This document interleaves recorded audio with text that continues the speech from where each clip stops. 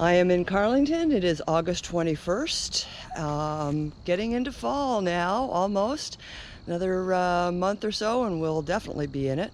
But my goodness, what a difference the season makes. So I am at the north end of the Clyde Crescent, which is our area where we've been removing buckthorn and replacing it with native species. So nature has really given us a hand here. So you can see some of the sumac in the back.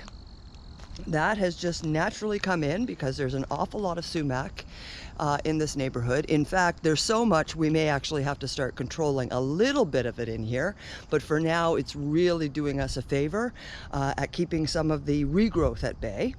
We also have a lot of these lovely asters that naturally came in, some goldenrods. There's one of our oaks that we planted. All of this grass here was sown last fall. And so yeah, it's really coming up now. There are still a few plants, the odd, sort of thistle that's a bit of an issue, but in general there's a nice thicket of grass which is keeping things at bay. These ones here, they're a kind of aster, I think. Don't quote me. I'll double check on that. But yeah, so this whole area is really filled in nicely, again, with the help of nature and us. So I think we're a good team. And then in here, as you see, it's filled in again with a lot of sumac, but all of our plants are doing pretty well. I would say we have about an 80 to 90% survival rate on what we've planted so far. And that is really an excellent percentage because in general, when trees and shrubs are planted, a lot of times there's only a 50% chance of survival. A lot of that has to do with maintenance, people coming back to make sure that everything's tickety-boo and that it hasn't been nibbled, or if it's, needs some water, etc., which is what we do. So we're in here regularly, we're checking on things. We have not had to water anything this year except for, I think, 1 or 2 trees that were looking a little bit peaky. But other than that, yeah. So we have a big team coming in sometime in September to help us get rid of a lot of the regrowth, possibly move some of these piles to a more strategic location so that we can have them chipped up, but that's not for sure. But yeah, we're going to be removing a lot of these stumps that have been cut. So a lot of those are going to go. So once again, it'll look a little bit open until things start filling back in again. One thing I have noticed is that the junipers here are really stretching towards the sun now. Now that they no longer have a lot of shade over top of them, they are sprouting quite a bit of new growth. And over here, I believe this is a red cedar. And this should also start growing up instead of out, which is what a red cedar ought to be doing. And we have a little one on the other side, which is upright and doing quite well. All right, well, I am not going to spend too much time in here today because it is such a lovely day. I don't get very many days off. I came in here to collect a bit of seed, so I got that. I did a bit of weeding of creeping bellflower, and again, just doing a little bit of a check. Oh, let's go check on Big Red actually while we're here. So this is the tree that we planted in memoriam for a good friend of ours, a good friend of friends, who is our translator. And it was not doing all that great earlier this year, but it seems to be bouncing back.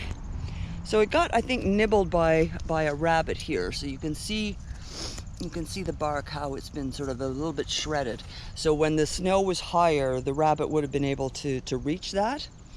But the leaves were very, very droopy for the longest time this spring and into summer. But it really does look as if it's as if it might be getting a little bit of a second wind. So that's really good to see. So I might as well come out here. The wild strawberries have really taken off as well, so that's good.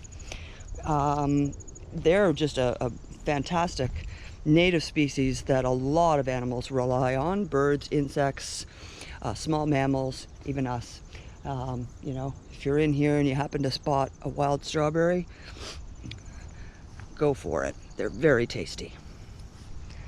All right, so we'll do a little bit of a tour back through here, back to my bike. There are some really mushrooms are popping up all over the place. I have seen a lot more of that white coral jelly fungus. There's one just up ahead that I'll show you. It's a little elderly, but I can show it to you. Yeah, I picked up quite a number of acorns. We'll see if those are viable. I picked some false Solomon seal berries. Actually, that's not a bad idea. If I can find a ripe one, I can show you what we're doing with them. And if not, I'll just take a seed out of my pocket. All right, well, we're in the back. So this is basically what you do. So I have some seed in my pocket. Right here. And so I'll set the camera down.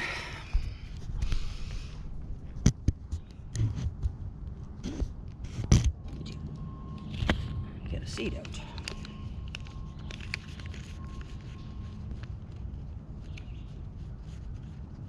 Come here, you. All right, so that is a little false Solomon seal that I picked this morning. You'll notice that when you see them, some of them have like a mottled pink berries still on them, so they're not ripe, but this one is. So I'm going to be taking these seeds to Hampton Park, where the false Solomon seal is not doing as well as it is here. And what we do there is we literally take the seed, we pop it on the ground, give it a bit of a step, cover it up a little bit so that no critter, an easy meal for them, doesn't make an easy meal for them rather. Critters like us are pretty lazy and they will go for the easiest thing. That's not easy. So hopefully that one will survive and germinate and come back next year and continue to give us false Solomon seal in the woods. But yeah, there's quite a bit of it, so that's what it looks like. This one is very, very young. Doesn't have any berries on it. I don't see any around. It's farther in that you can find it.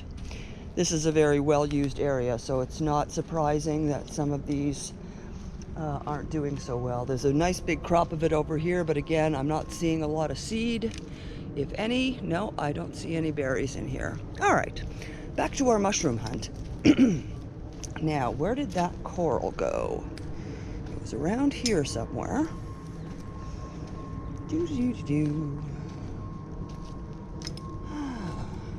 Gotta find you.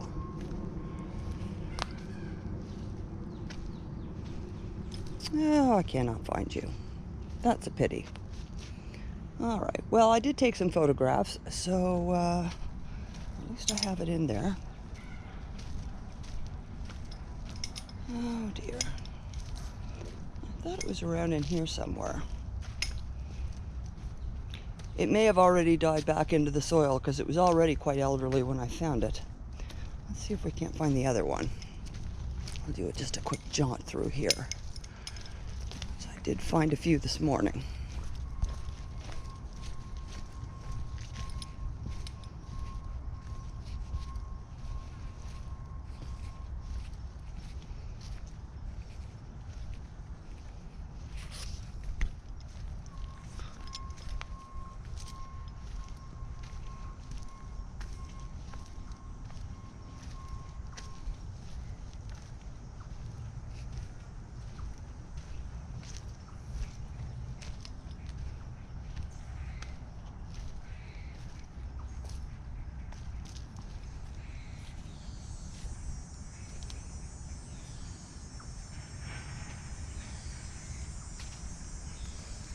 All right, well, I've gotten myself turned around. I guess I cannot find that mushroom again. It's along here somewhere.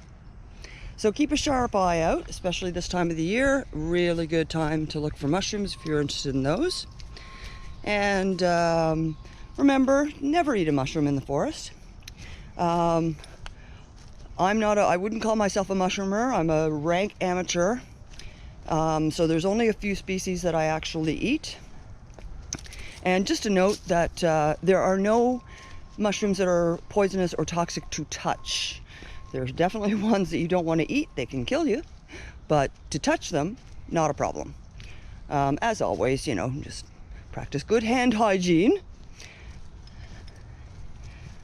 But I have a lot of kids that we take through the woods, and that's one of the concerns. A lot of kids are worried that mushrooms are poisonous or toxic, or can I touch that? And it's like, yes, the more that kids can touch nature, I think the greater their future will be.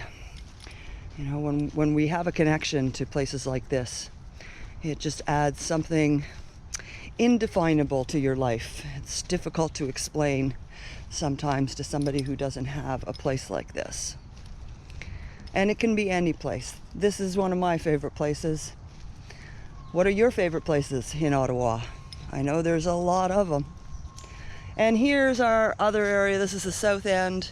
And again, we're doing a lot of weeding here. We've got quite a lot of creeping bellflower. That's that big sort of green patch you can see right around the sign.